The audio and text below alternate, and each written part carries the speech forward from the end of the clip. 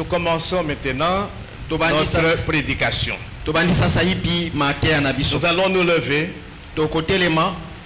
Nous allons faire notre lecture dans la deuxième épître de Paul aux Corinthiens, au chapitre 4. Nous allons commencer par lire le verset 13. Ensuite, nous lirons toujours dans le même chapitre les versets 3 et 4.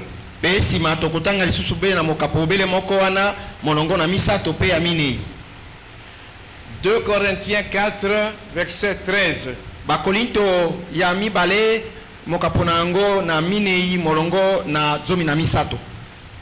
Et comme nous avons le même esprit de foi qui est exprimé dans cette parole de l'écriture, que dit cette parole de l'écriture?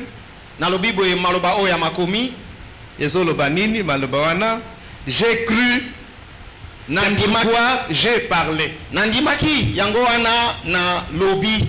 Paul cite ici un verset de l'Ancien Testament de Psaume, je ne vais pas vous le donner. Et puis il conclut, il dit, nous aussi, nous croyons, et c'est pour cela que nous parlons.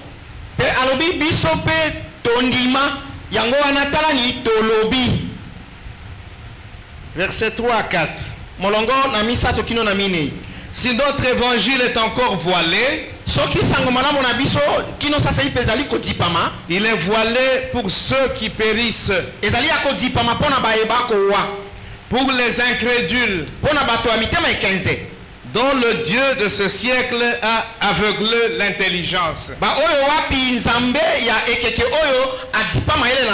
afin qu'ils ne voient pas briller la splendeur de l'évangile de la gloire de Christ, qui est l'image de Dieu. Amen.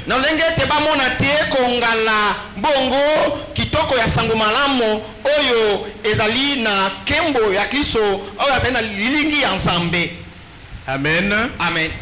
Est-ce que nous pouvons acclamer la parole de Dieu avant de nous asseoir?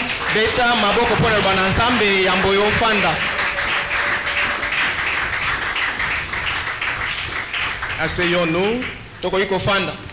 Et toutes nos salutations fraternelles en Christ et en ce dimanche.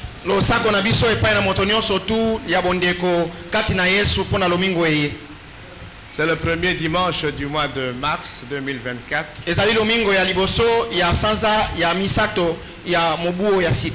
Dieu nous fait grâce. Il nous réunit en ces lieux.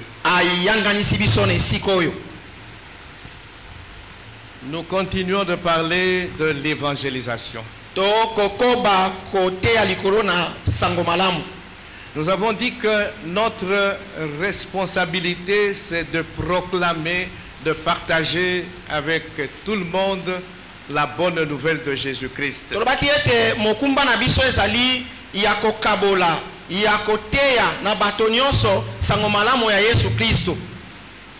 Et aujourd'hui, nous allons parler des obstacles à la proclamation de l'évangile.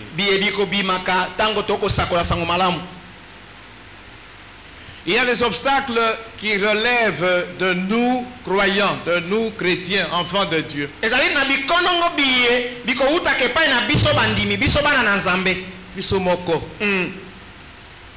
Et il y a des obstacles qui relèvent de l'ennemi, de Satan,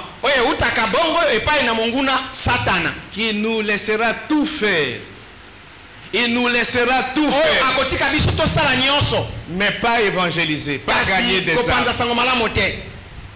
Et donc, il va provoquer, il va créer des obstacles. Quand bien même nous allons dans le champ de moisson, mais nous allons rencontrer de sérieux obstacles.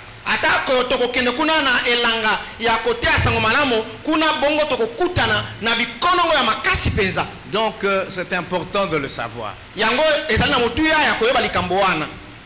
les obstacles à la proclamation de la bonne nouvelle.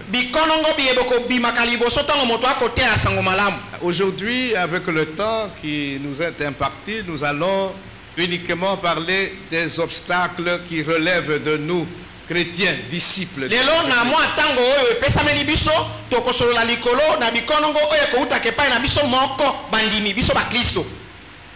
L'apôtre Paul, dans le passage que nous venons de lire, cite un verset de psaume.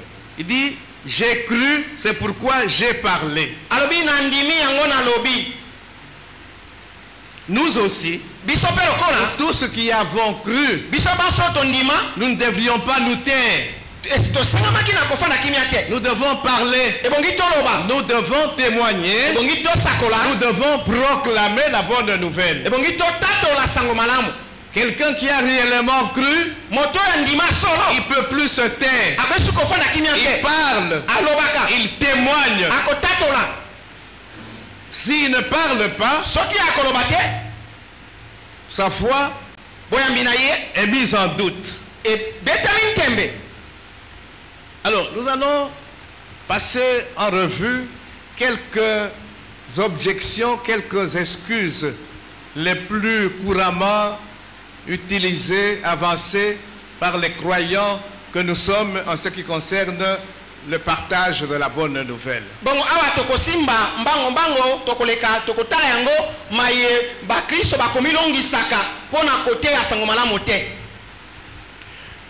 Une des raisons, et je crois qui concerne tout le monde, c'est le temps. Je n'ai pas le temps. Nous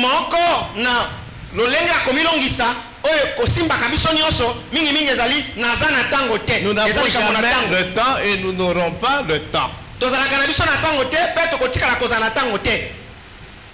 Il y a des gens qui attendent d'être à la retraite pour s'occuper des choses de Dieu.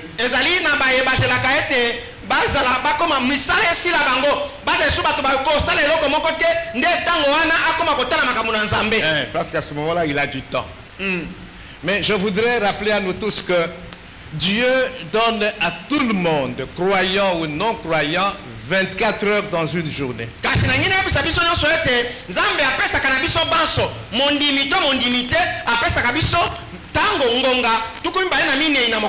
Il ne donne pas au pasteur, il ne donne pas aux prédicateurs, aux serviteurs, aux servants de Dieu 25 heures ou 30 heures. Non, il nous donne tous 24 heures.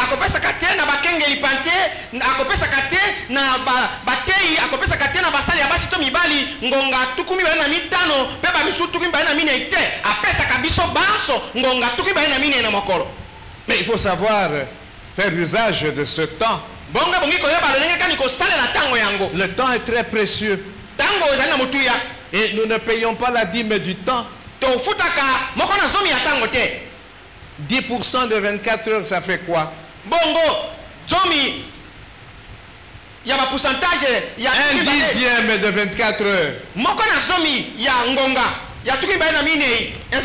Ça fait 2,4 heures. 0,4 heures, ça fait 24 minutes. Donc 2 heures et 24 minutes, voilà les 10% de la dîme.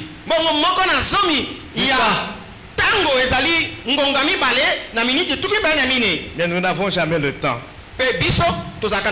Surtout en ce qui concerne les affaires de Dieu. Si tu veux savoir ce qui est important pour un homme, il suffit de l'observer en fonction de l'usage qu'il fait de ces 24 heures-là.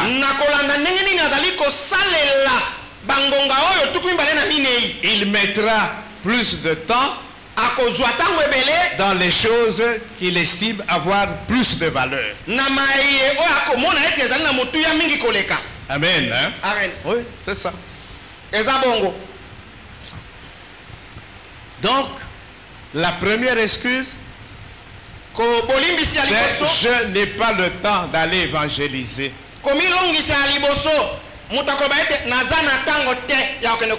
J'ai trop à faire. Amen. Hein? Amen. Et nous allons trouver cette même excuse dans l'autre camp. Mais ce n'est pas le moment, nous en parlerons plus tard.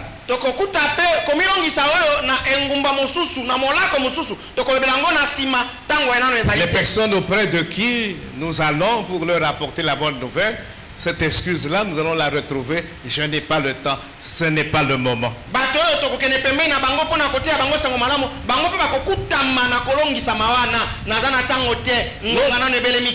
L'autre excuse la plus courante,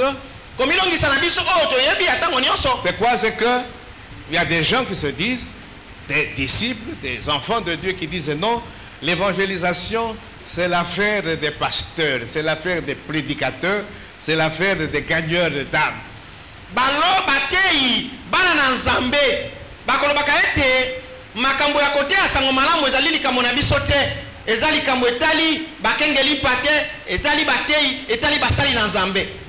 Même si au niveau de l'église, on peut mettre en place un groupe de gagneurs d'âmes.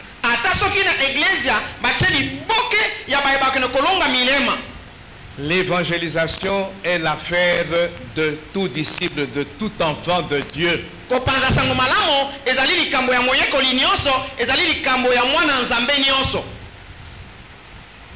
Acte 1:8, qu'est-ce qu'il nous dit?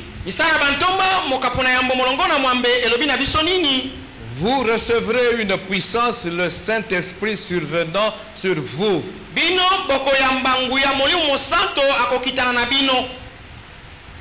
Et vous serez mes témoins. Tout enfant de Dieu est une habitation permanente du Saint-Esprit.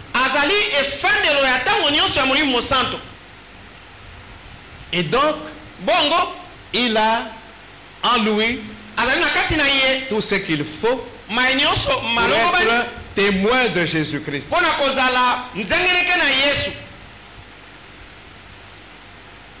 Dans 2 Corinthiens 5,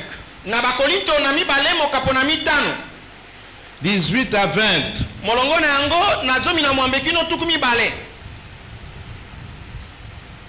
qu'est-ce que Dieu a fait? Il a pris l'initiative de nous réconcilier avec lui-même à travers Jésus-Christ. Et il nous a donné le ministère de la réconciliation. Nous devenons des ambassadeurs de Christ auprès des autres hommes pour permettre leur réconciliation avec Dieu. Amen. Amen. Donc, nous l'avons répété pendant le séminaire et il n'y a pas de doute possible. Tous, nous devons aller dans le champ de la moisson.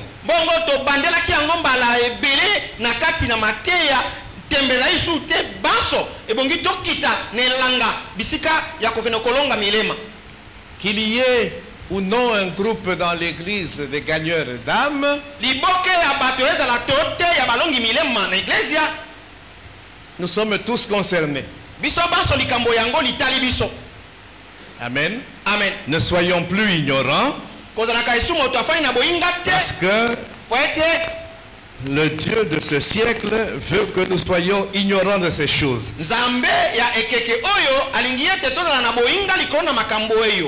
Une autre excuse, c'est je ne sais pas comment m'y prendre.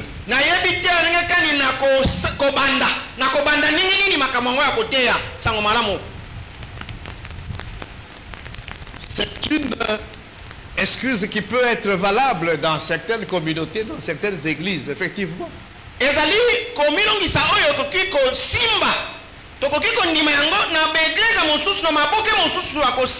Oui, parce que les responsables, les pasteurs, les apôtres, les docteurs, les évangélistes, qui sont des hommes dons, qui doivent perfectionner les saints par des enseignements, ne font pas leur travail. Et c'est normal que dans certaines églises, dans certaines assemblées, on n'ait pas enseigné au peuple de Dieu. Tout d'abord, on ne leur a pas dit de manière formelle que tous nous devons aller dans le champ de la moisson, et on ne leur a pas dit comment le faire. Na bandimi na bango baloba na bango te lolenge kani ya kosala likambo yango akoteya lolenge kani ya koteya bayebisa bango pe teke likambo yango litali biso nyonso tote baloba te. Ils sont dans des enseignements de recevoir, faites ceci. Baza bena malakisi ya koloba yamba zua. Mais parler de la mission, parler de l'évangélisation, parler du discipulat, ils n'ont pas ça dans leur programme. Kasi côté alikolo na mosala ya kosala, côté alikolo na kosala bayekoli balobelaka yango te. Amen. Amen. Et c'est normal que des fidèles de ces églises-là, de ces communautés, puissent se plaindre. Je ne sais pas comment m'y prendre.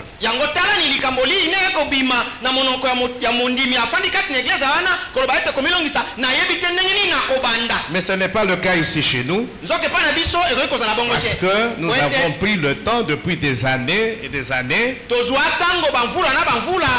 de faire des enseignements sur l'évangélisation et sur le discipulat. Amen. Amen. Et cette année, nous sommes en train de reprendre ces enseignements. Donc chez nous, à moins que tu ne viennes d'arriver, oui, là tu peux dire que non. Je ne sais pas comment m'y prendre. Mais à la fin de ces enseignements, tu sauras comment t'y prendre. Amen. Amen. Une autre raison. Je n'ai pas la parole facile. Je ne sais pas quoi dire. Je suis gêné. Je risque d'être gêné quand je vais aller dans le champ de la moisson.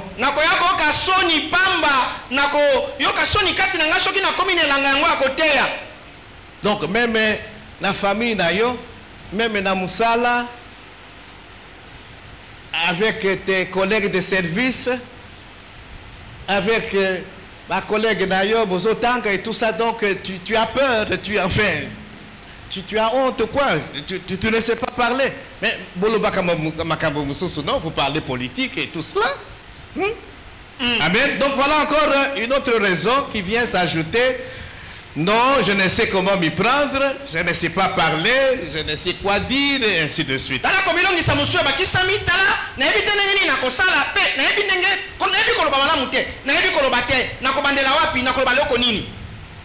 Ça ne surprend pas. Ça ne surprend pas, parce que même Moïse, nous sommes dans Exode 4. Ce grand Moïse que nous connaissons, Dieu lui confie une mission auprès de Pharaon. Vendredi, nous étions ici à la Sainte Seine. Nous avons rappelé la signification de la Sainte Seine. Dieu envoie Moïse auprès de Pharaon pour que Pharaon laisse partir son peuple Israël.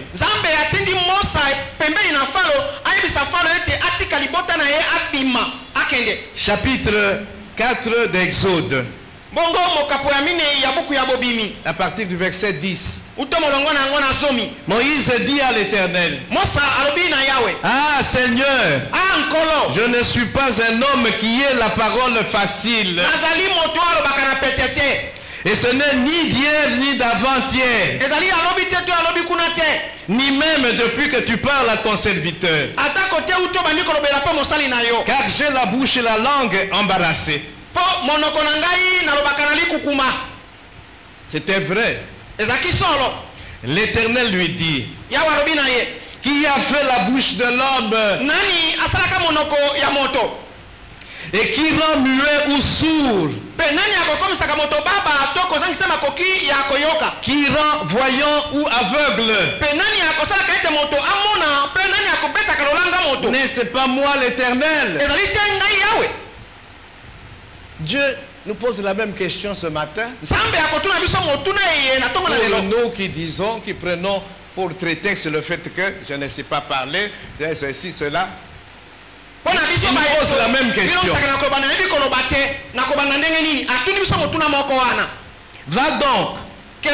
Je serai avec ta bouche et je t'enseignerai ce que tu auras à dire.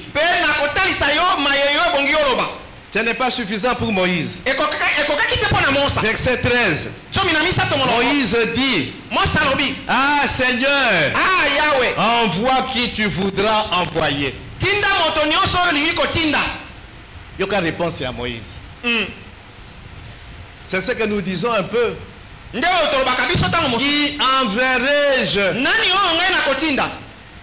Et nous restons calmes. Non, Zambe, tinda mutu mususu. 14. Alors la colère de l'Éternel s'enflamma contre Moïse. Amen. Amen. La colère de Dieu s'enflamma contre Moïse.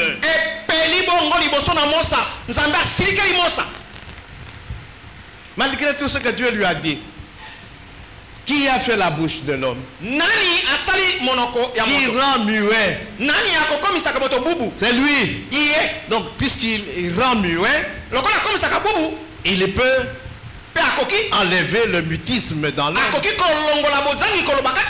Parce que c'est lui qui rend sourd. Il peut enlever la surdité. Il est capable de tout. Quand il donne une mission, il donne la provision.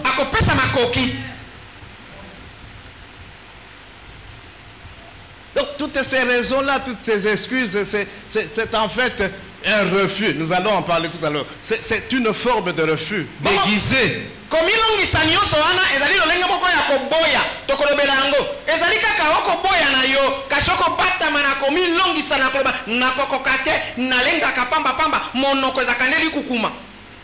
J'ai dit que nous avons tous le Saint-Esprit, nous qui avons cru. Jésus-Christ, qu'est-ce qu'il dit à ses disciples pendant son ministère? Matthieu 10. Nous allons lire les versets 19 à 20.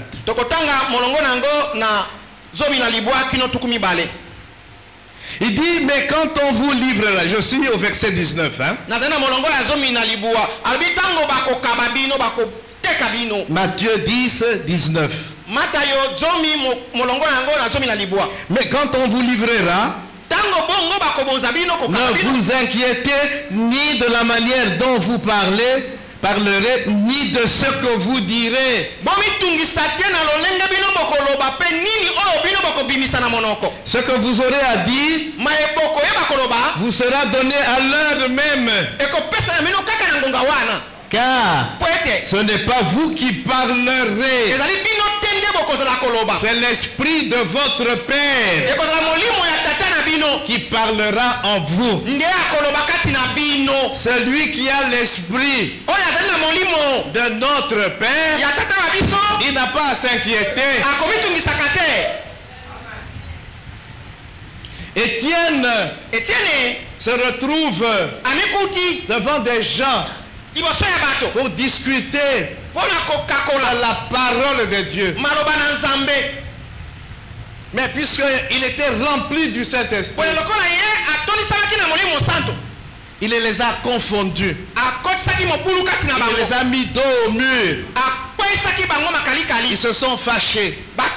Et ils ont soudoyé des gens. Pour qu'ils disent qu'il a blasphémé. Et il a été traduit devant le Sanhédrin, le tribunal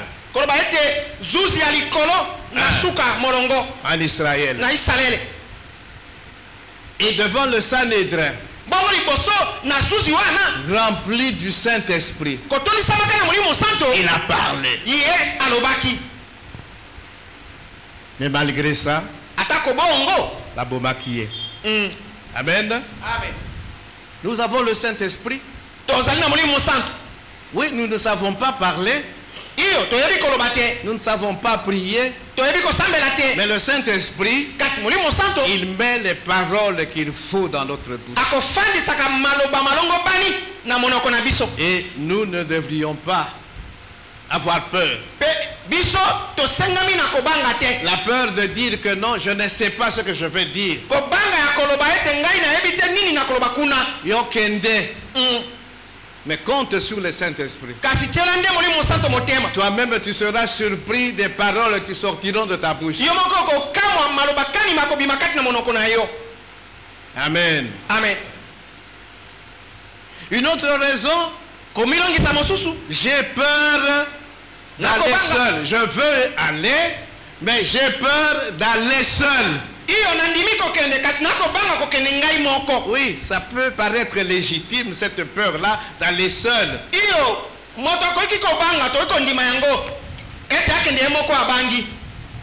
Parce que nous allons parfois dans des milieux d'opposition, des milieux hostiles.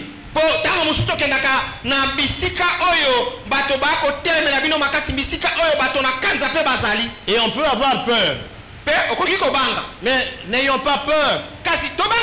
Celui qui nous confie la mission, qu'est-ce qu'il dit? Je serai avec vous jusqu'à la fin des temps.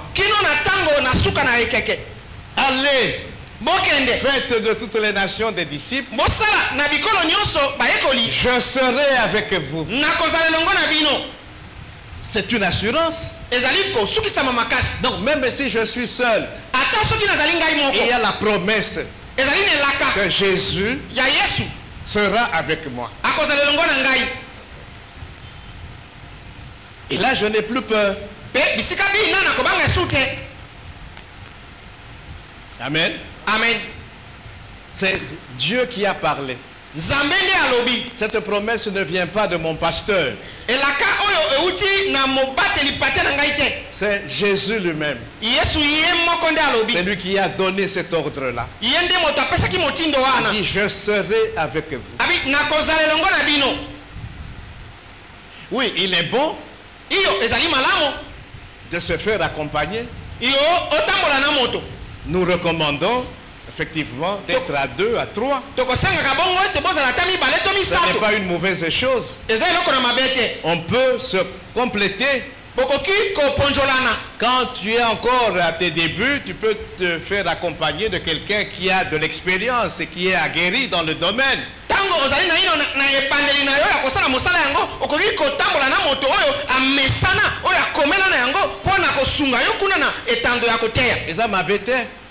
Mais il y a des circonstances où nous sommes seuls. Tu es au travail. Tu es à l'université. Tu ne vas pas venir chercher Pichou. Pichou, accompagne-moi, non?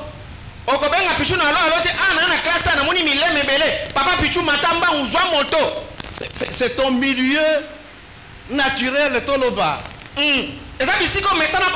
Oui. Ces gens-là, tu les connais? Ces gens te connaissent. C'est pourquoi nous avons dit la meilleure méthode d'évangélisation, c'est l'évangélisation par notre style de vie, par notre manière de vivre. C'est la meilleure manière d'évangéliser. Les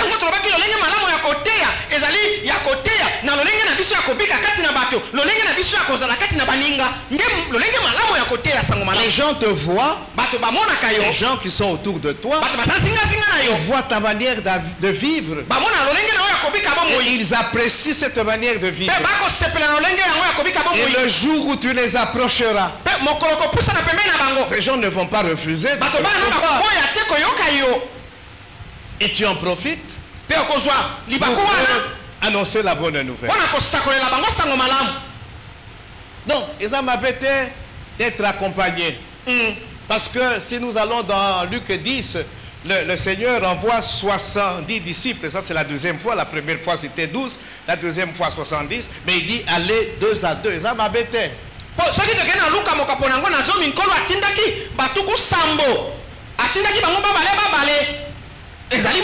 Ça m'a bêté. Mais ne prenons pas prétexte parce que je n'ai pas quelqu'un à mes côtés. Donc, non, je ne vais pas aller évangéliser.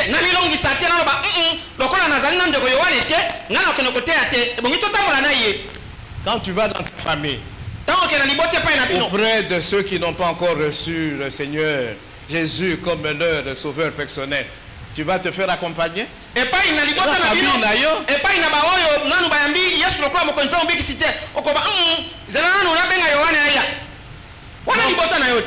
Non, ça devient une fausse excuse.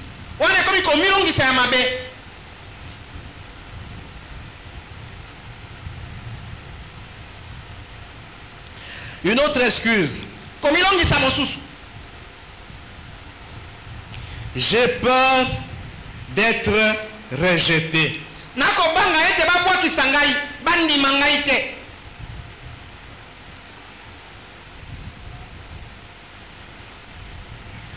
Là, nous cherchons à plaire aux hommes.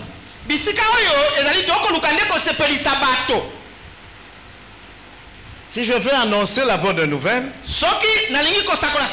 on va me rejeter.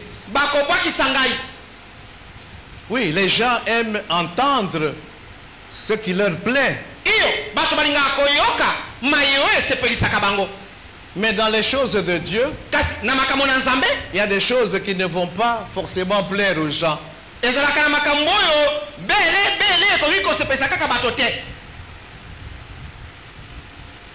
Et la parole de Dieu nous met en garde contre une telle attitude, contre un tel comportement. Chercher à plaire aux hommes.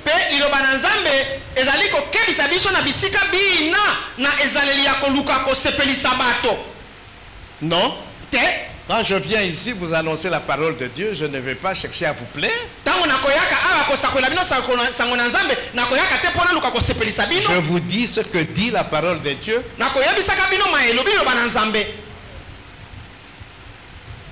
Et qu'est-ce que Jésus dit? Luc 10, 16.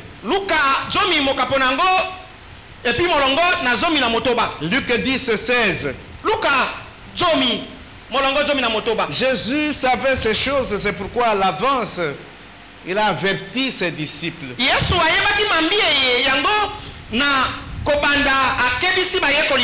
Il connaît la nature de l'homme. Il n'a besoin de personne que quelqu'un lui dise que non, tel homme, voilà, il est ceci, cela. Non.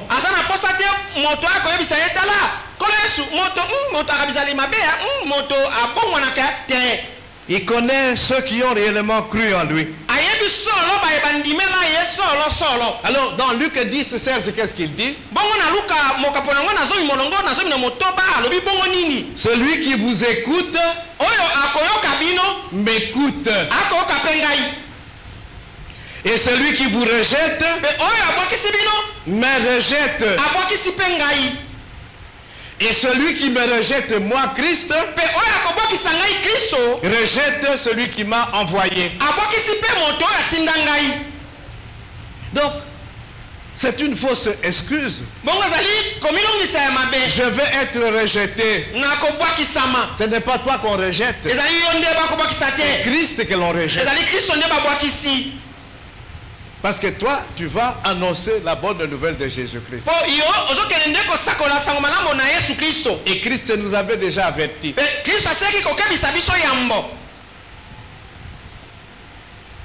Et puis, nous ne devons pas chercher de plaire aux hommes, comme j'ai dit. Chercher la gloire qui vient des hommes. Nous devons chercher la gloire qui vient de Dieu.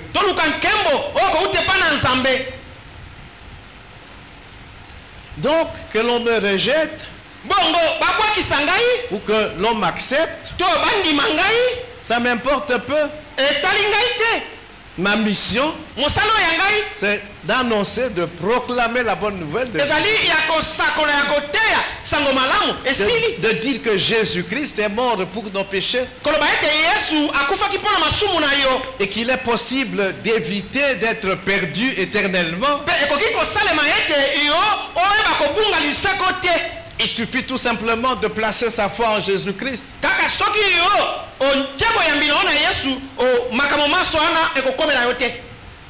Amen. Amen. Donc n'ayons pas peur d'être rejetés.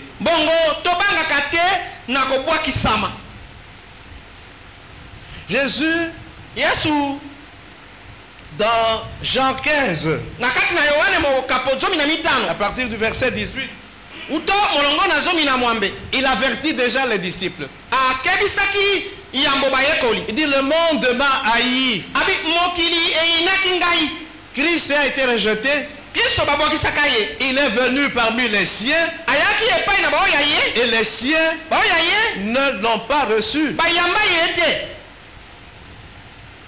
Il a été rejeté. Et la preuve, c'est que ils ont demandé sa mort. Qui sont ceux qui ont demandé sa mort? Ce sont des chefs religieux.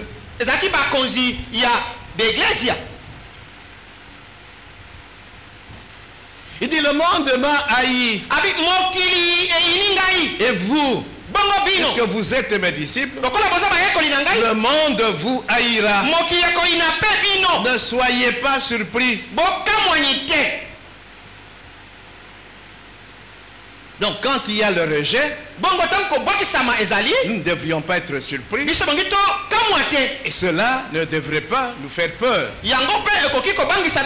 Cela ne devrait pas nous amener à abandonner d'accomplir la mission qui nous a été confiée. Même dans ta propre famille, dans ta maison, ton père pourrait te rejeter, ta mère pourrait te rejeter.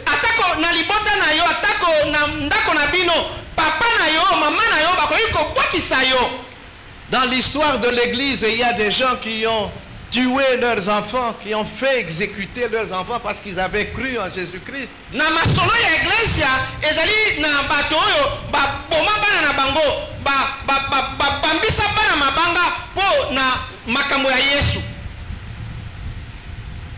Ces enfants sont morts martyrs,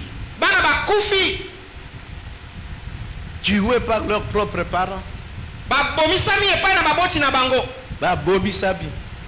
Tués par leurs propres parents.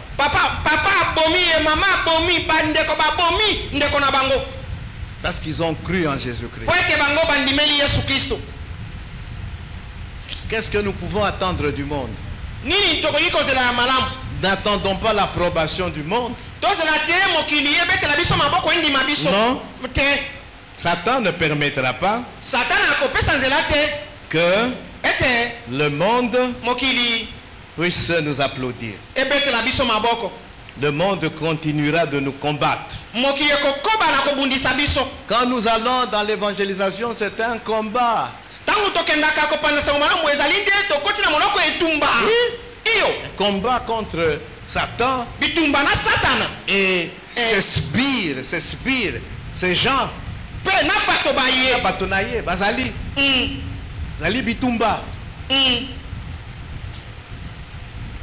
C'est pourquoi une autre raison que l'on donne généralement, ça ne marchera pas. Éco-simbate. Ça c'est du défaitisme, ça. Défaitisme, défaite. C'est un pessimisme.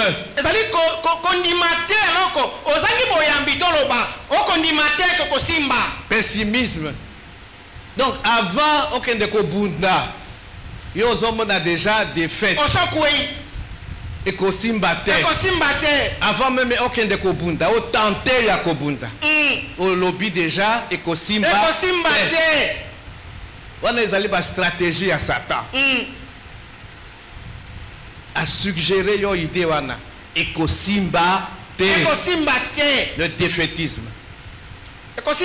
Donc on a déjà défaite. Avant même au banda. Donc tu rends déjà les armes, tu déposes les armes avant de combattre. C'est comme une armée. Bangi déjà l'armée ennemie. Bundite, déposer armes, kimi. Et l'ennemi vient ramasser les armes. Eko simba te. C'est de la lâcheté. Courage. La lâcheté, c'est un manque de courage. Or, qu'est-ce que la Bible nous dit? Qu'est-ce que Paul dit à Timothée? 2 Timothée 1, le verset 7. Je ne vais pas lire ce verset dans la version Louis II.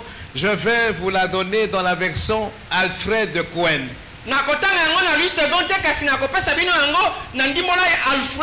Cohen. C'est une amplification. Il y a des gens qui écrivent la Bible et qui se servent de ce procédé-là, de amplifier. Voilà ce qu'il dit. Il dit, car ce n'est pas un esprit de timidité, de lâcheté. J'ai dit lâcheté, c'est un manque, c'est un défaut de courage. Ou de défaitisme. Dieu ne nous a donc pas donné un esprit de timidité, de lâcheté ou de défaitisme.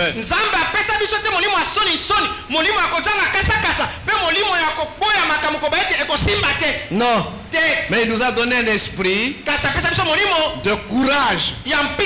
Donc pas de lâche. Un enfant de Dieu n'est pas lâche. Il n'est pas un défaitiste. Il ne dépose pas les armes avant même d'avoir combattu. Parce que lui, il sait qu'il combat dans la victoire. Donc Dieu nous a donné un esprit de courage. Un esprit d'amour. Et d'enthousiasme. Alfred Cohen ajoute enthousiasme. Ça ne se trouve pas dans lui second. Un esprit d'enthousiasme. C'est un esprit actif. Et aimant. Qui nous donne un jugement sain. Et une parfaite maîtrise de nous-mêmes. Amen. Amen.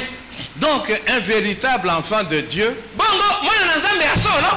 ne peut pas être un lâche. Ne peut pas être un défaitiste. Il s'avoue vaincu avant même d'avoir tenté de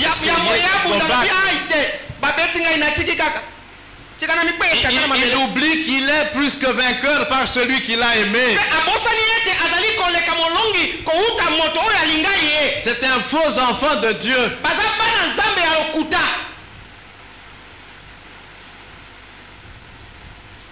Ils doivent se regarder si réellement ils sont des enfants de Dieu. Ça ne marchera pas. Non. Dieu nous demande d'aller témoigner. Notre responsabilité, c'est de partager la bonne nouvelle. La responsabilité de Dieu, c'est de faire croître ce que nous avons planté et arrosé. La réponse à l'évangile relève de Dieu, de sa responsabilité. Je ne peux donc pas dire ça ne marchera pas. Ce qui est impossible à toi, homme, c'est possible à Dieu. Il n'y a rien d'impossible à Dieu. L'évangile, c'est la puissance de Dieu pour le salut de quiconque croit. La puissance de Dieu.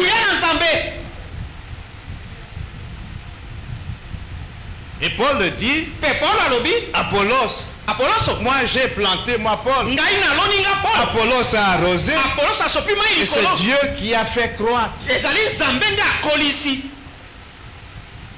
Semons la semence de la bonne nouvelle. Arrosons la semence. Et laissons à Dieu les soins de faire croître cette semence.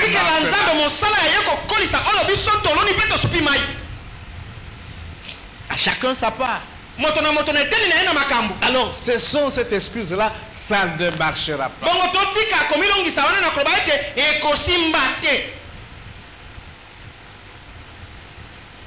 Il y a bien d'autres excuses.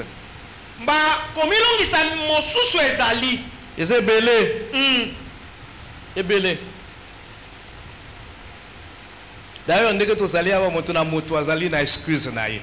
donc aujourd'hui, il faut que chacun de nous, qu'il rentre en lui-même et qu'il trouve l'excuse ou les excuses qu'il brandit pour ne pas aller évangéliser. Non,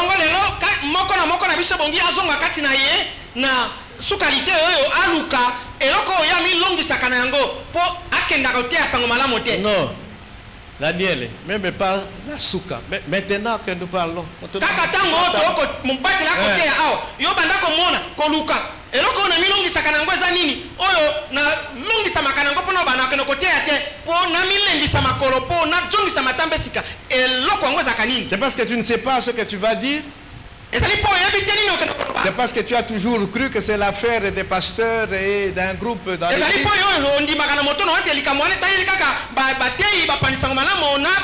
C'est parce que tu n'as pas le langage facile. Ou tu as peur d'être seul. Si tu vas à tel endroit, dans telle famille, auprès de tel groupe, tu seras rejeté. On va dire de ce monsieur, cette dame, mais qu'est-ce qu'il vient encore nous annoncer?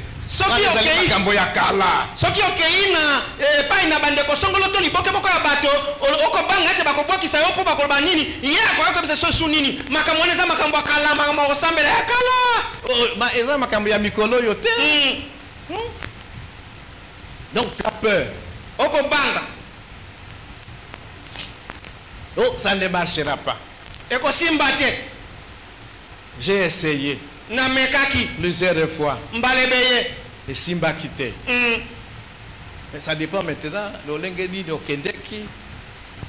Et que ça n'a pas marché. Amen. Amen. J'ai essayé. Donc je dis que ça ne marchera pas parce que j'ai l'expérience. Quelle expérience toi tu as?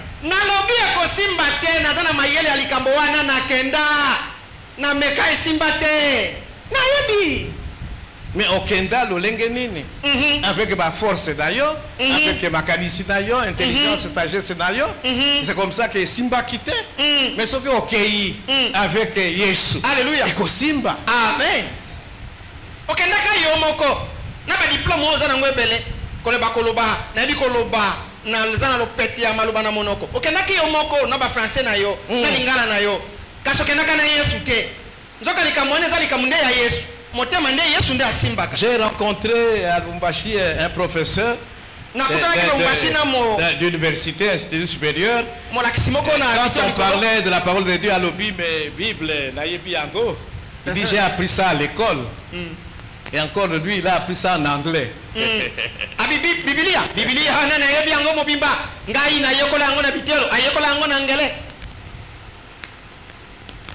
Mais qu'est-ce qu'il savait de la Bible? Amen. Amen. Alors, il y a la peur. Mais quelle est la meilleure façon de surmonter la peur? Quand on veut apprendre à quelqu'un à nager, qu'est-ce que l'on fait? Christopher, que le Seigneur te bénisse. Si on veut apprendre à quelqu'un à nager, qu'est-ce qu'on fait? Un enfant ou quoi? la piscine ou quoi. Mais il y a des gens où ils bazali tout autour pour qu'il y ait ces noyautés. C'est ce que nous devons faire aussi. Pour que cette peur-là disparaisse.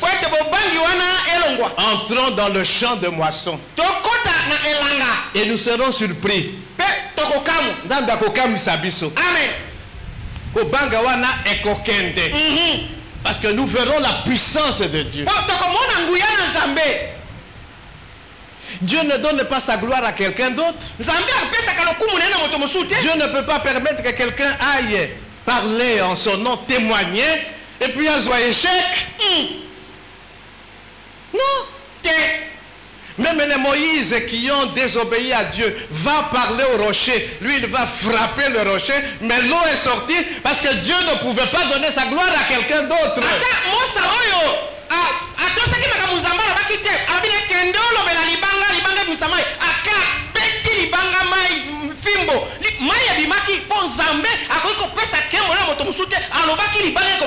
Mais après, mais il a tout d'abord, il s'est glorifié. Moïse avait désobéi. Mais là, c'était question devant le peuple. Parce que Moïse, ils attendaient de l'eau. Imaginons maintenant que c'est Dieu qui perdait dans tout cela.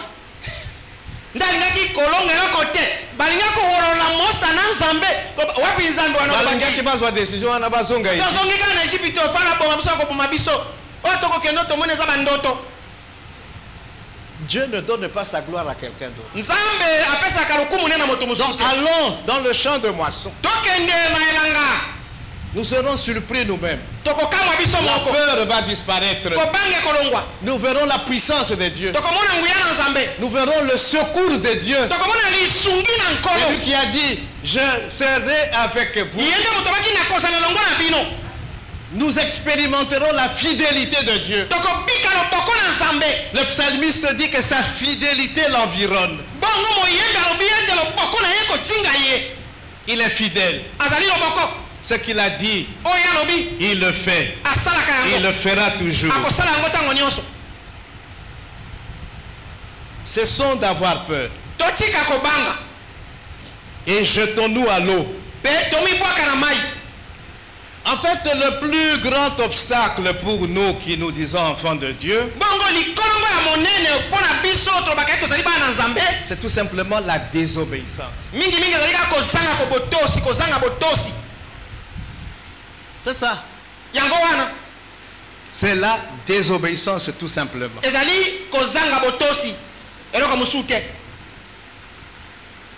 Et dans Luc 6, 46,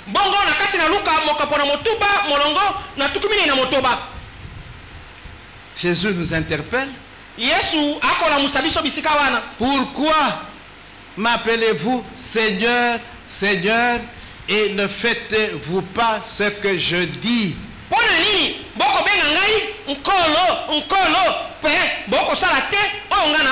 Golo, ça veut dire quoi? Golo, ça veut dire quoi? Seigneur.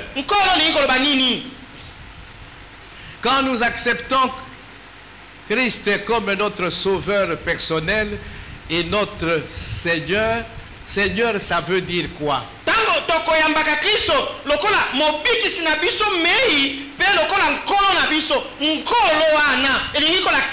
Regardons autour de nous, réveillons ceux qui dorment.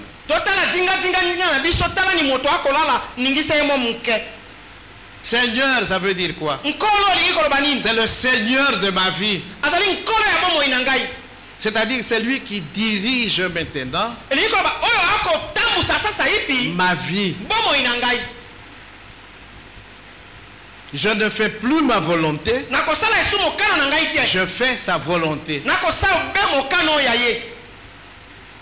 Le Seigneur, il a le droit de vie et de mort sur moi.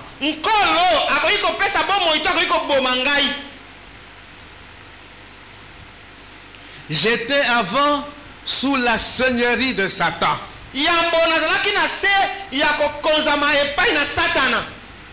Et j'ai pris la décision à un moment donné dans ma vie de ne plus être sous la seigneurie, la direction de Satan, mais d'être sous la seigneurie de Jésus-Christ. Il devient mon Seigneur. Et je fais ce qu'il me dit de faire.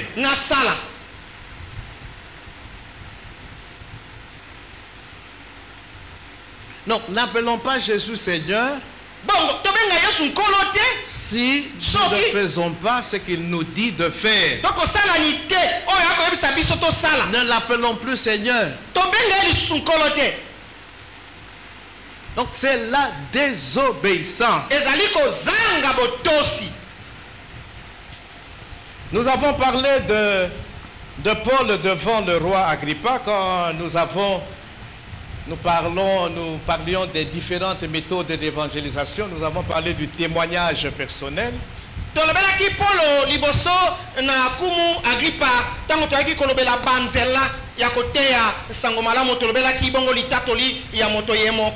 Paul a donné son témoignage personnel à plusieurs reprises dans les Actes et dans d'autres lettres qu'il a écrites.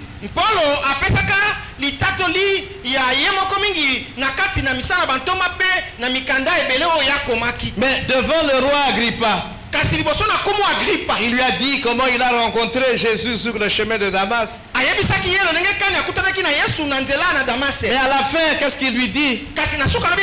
Il dit, roi, je ne pouvais pas m'empêcher de ne pas faire la vision que j'ai eue. La vision céleste, c'est-à-dire je ne pouvais pas ne pas obéir à ce que Jésus m'avait demandé de faire. Donc nous sommes dans Acte 26, versets 19 et 20.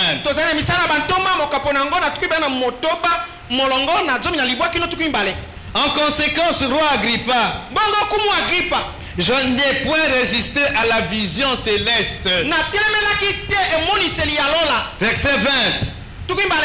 À ceux de Damas d'abord, puis à Jérusalem, dans toute la Judée et chez les païens, j'ai prêché la repentance et la conversion à Dieu. La conversion à Dieu avec la pratique d'œuvres dignes de la repentance. Il dit, j'ai obéi. Parce que le Seigneur lui a dit, va, prêcher maintenant. L'œuvre que tu as combattue, tu vas maintenant la défendre. Il dit à Damas d'abord. C'était ça son Jérusalem. Oui, parce qu'en fait, c'est sur le chemin de Damas que Christ lui a apparu. Christ ressuscité et glorifié. Paul l'a vu. Il est allé à Damas. Il était devenu aveugle. Le disciple Ananias a prié pour lui. Il a recouvré la vue. Il a été baptisé. Et il a commencé à prêcher à Damas. Jérusalem. Il a obéi. C'est ce qu'il dit à Agrippa. Agrippa, je ne pouvais pas ne pas prêcher. Et j'ai commencé à Damas. Je devais obéir. Et c'est ce que nous devons faire. Obéir. Et j'ai dit, chacun de nous doit rentrer en lui-même pour voir quelles sont les excuses que je présente quand je refuse d'aller proclamer la bonne nouvelle. Je n'ai pas le temps. Kokotika la jamais cause la Nathan. Kotika la jamais cause la Nathan. Amen. Amen. C'est un problème de priorisation des choses.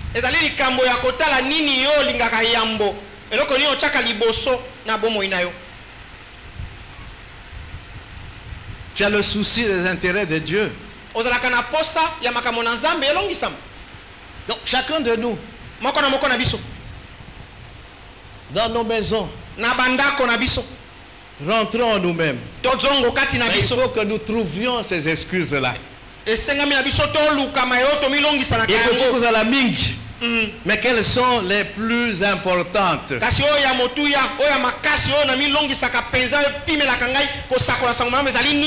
Alors, qu'arrive-t-il si nous refusons de témoigner, de propager la bonne nouvelle?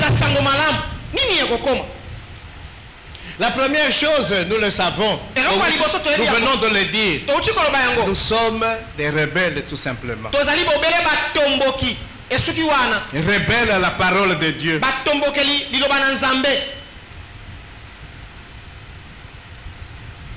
Paul dit, les préceptes que je vous ai donnés, si vous les rejetez, c'est Dieu lui-même que vous rejetez. 1 Thessaloniciens 4, verset 8.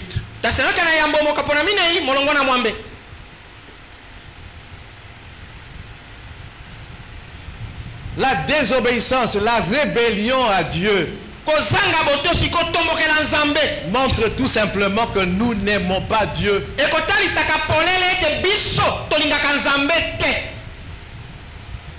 Jésus dit à ses disciples, si vous m'aimez, vous garderez mes commandements. Jean 14, 15.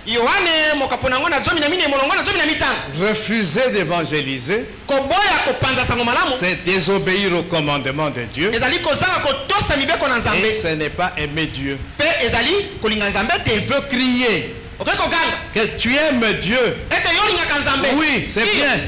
Mais la preuve de ton amour pour Dieu, la seule preuve valable, c'est l'obéissance à Dieu, à sa parole, et faire la volonté de Dieu et non sa volonté. Donc quand nous refusons d'aller évangéliser, nous sommes des rebelles et nous n'aimons pas tout simplement Dieu.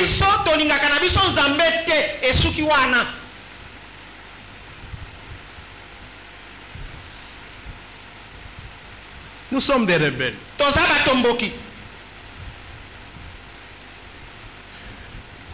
L'amour est parfait en nous quand nous faisons les commandements de Dieu.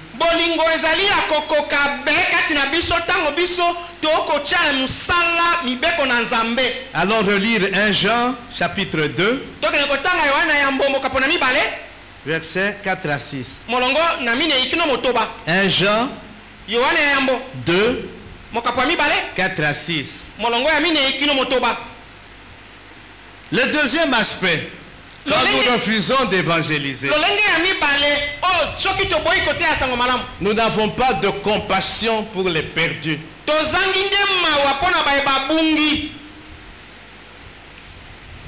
J'ai toujours dit, pour que nous comprenions les choses, que si j'ai le remède, le médicament qui permet aux gens de guérir du cancer, de guérir du Covid, de guérir du sida, de guérir de ceci et de cela, et si je garde sur moi ces médicaments, je laisse les gens mourir, je suis un criminel que l'on doit arrêter et que l'on doit mettre en prison.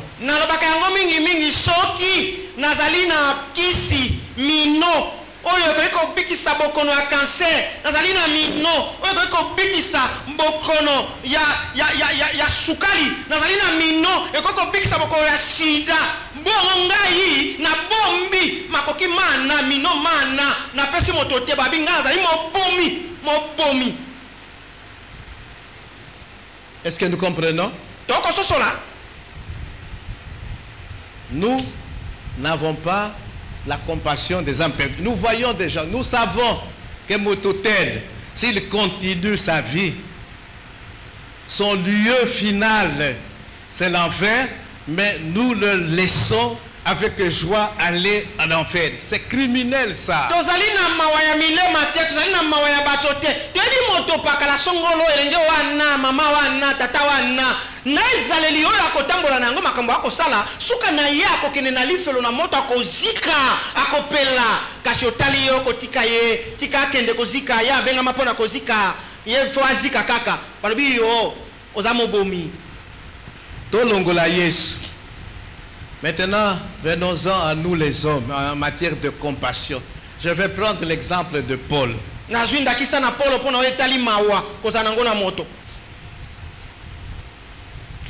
Romains 9, verset 1 à 3. Je dis la vérité en Christ. Je ne mens point. Ma conscience m'en rend témoignage par le Saint-Esprit. J'éprouve une grande tristesse. Et j'ai dans le cœur un chagrin continuel.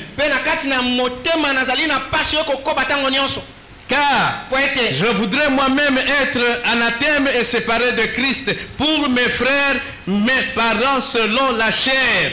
Bongo na lingina za tangai moko na bilakeli mabe pona kabona na Kristo kasi pona bandeko na ngai na nzela na nsoto. Pourquoi? Pona nini? Romains 10. Baroma moka poazomi. Frère, verset 1. Le vœu de mon cœur et ma prière à Dieu pour eux, c'est qu'ils soient sauvés. C'était ça le souci de Paul. Pour ses frères les Juifs, il les connaissait bien. Il était pharisien.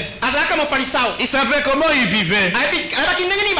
Au verset 2, il dit, je leur rends témoignage qu'ils ont du zèle pour Dieu.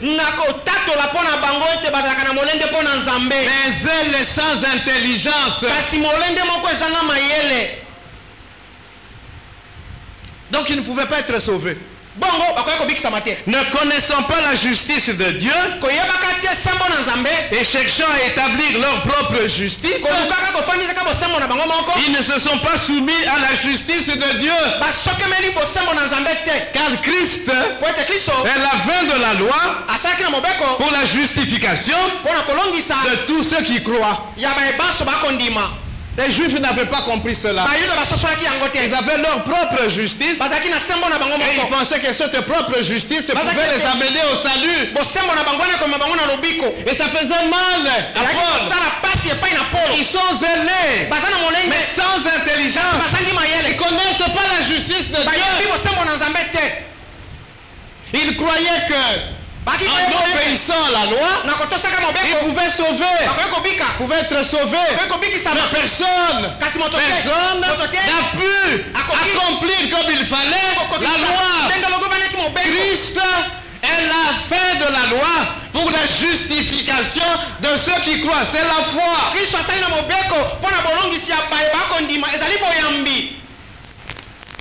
Il était triste pour ses frères les Juifs qui ne comprenaient pas ces choses. Ils l'ont fait souffrir et il a continué. C'est comme ça que dans 1 Corinthiens 9, Paul dit, partout je me suis trouvé, je me suis adapté aux gens dans le milieu de lequel je me suis trouvé.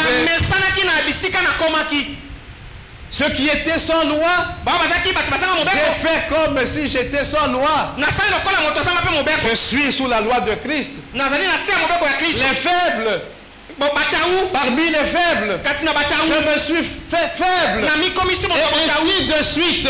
Quel était mon objectif? C'est de gagner le plus d'âmes à Christ. C'est ça la compassion. T'es perdu.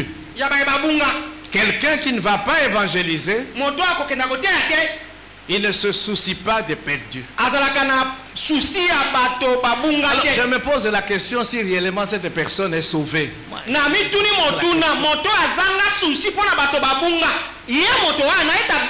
Non. En tout cas, je vous le dis franchement, il n'est pas sauvé. Pourquoi? Il n'a pas le Saint-Esprit.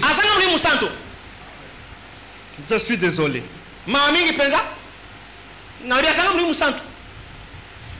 Quelqu'un qui ne va pas évangéliser, il n'a jamais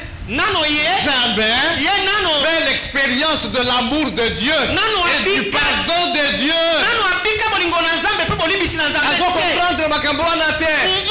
C'est comme ça qu'il ne va pas évangéliser. Quelqu'un qui a compris l'amour de Dieu.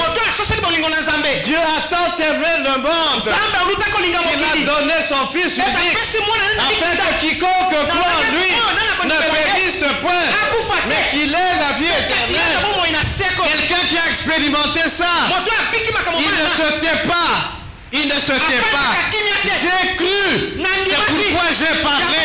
Il parle. Il témoigne. Il ne témoigne pas parce qu'il n'a pas encore expérimenté l'amour de Dieu. Il n'a pas encore compris le pardon de Dieu. Christ est mort pour nos péchés. Si je comprends cela, je me lève. Je vais témoigner Christ aux autres. Je ne peux pas m'asseoir. Je ne peux pas me taire. C'est pas normal. Et enfin, ne pas évangéliser, c'est témoigner de l'ingratitude vis-à-vis de Dieu.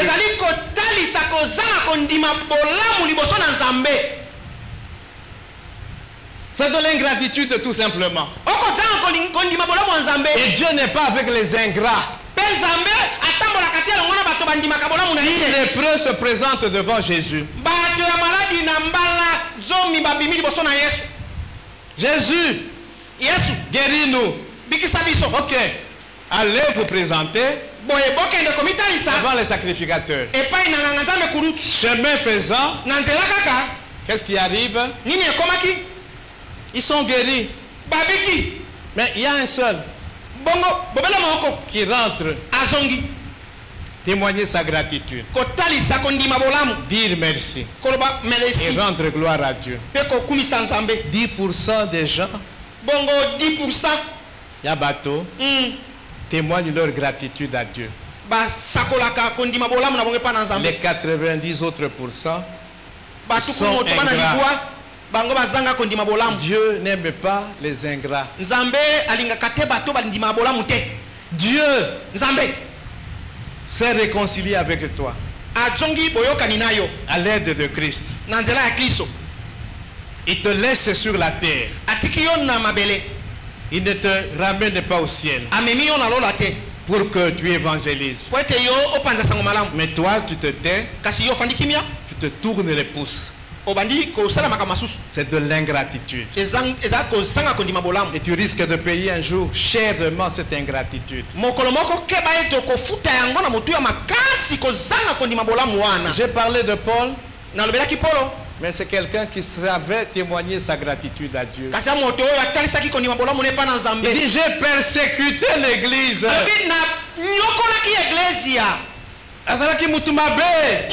Mais Dieu m'a fait grâce. Maintenant, et il m'a envoyé. Et il était mal à l'aise quand il ne prêchait pas la bonne nouvelle. Même en prison.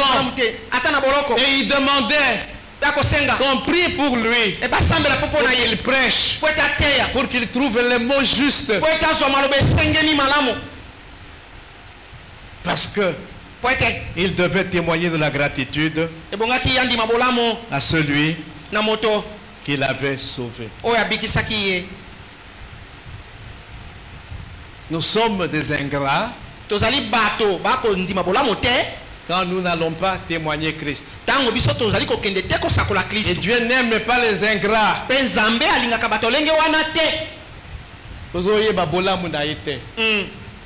Comment rendrai-je à l'Éternel ses bienfaits pour moi.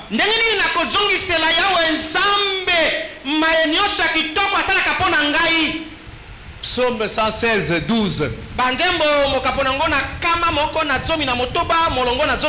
C'est notamment en allant évangéliser. Vous savez, hein, un enfant de Dieu, quand il fait la volonté de Dieu, il éprouve de la joie après.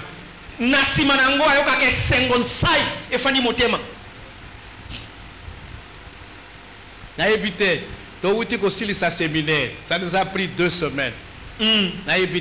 Moi, à la fin du séminaire, hein, avec le pasteur Anthony et tout ça, Essengo, d'avoir fait quelque chose, Dieu nous a aidés, il a été avec nous, Bakabonyon sur l'équipe bien. Donc même si on ne l'exprime pas, mais nous avons fait ce que nous devions faire. Nous sommes des serviteurs inutiles. Tout ce que nous avons fait, on éprouve de la joie. De la même manière, quand on va évangéliser, quand on a gagné des âmes à Christ, quand on les voit à l'église, ce jour-là, on éprouve de la joie. Bato Oyo, enfer de Ponabango, Abou c'est l'éternité avec Dieu. Oui, on éprouve de la joie en voyant des âmes gagner à Christ. La Bible nous dit qu'il y a une fête au ciel quand une âme est gagnée à Christ. Quand quelqu'un se repent, ça doit faire notre joie. Quelqu'un qui décide de laisser sa vaine manière de vivre d'avant et qui se tourne vers Christ pour le servir, ça fait de la joie. Amen. Que le Seigneur bénisse sa parole.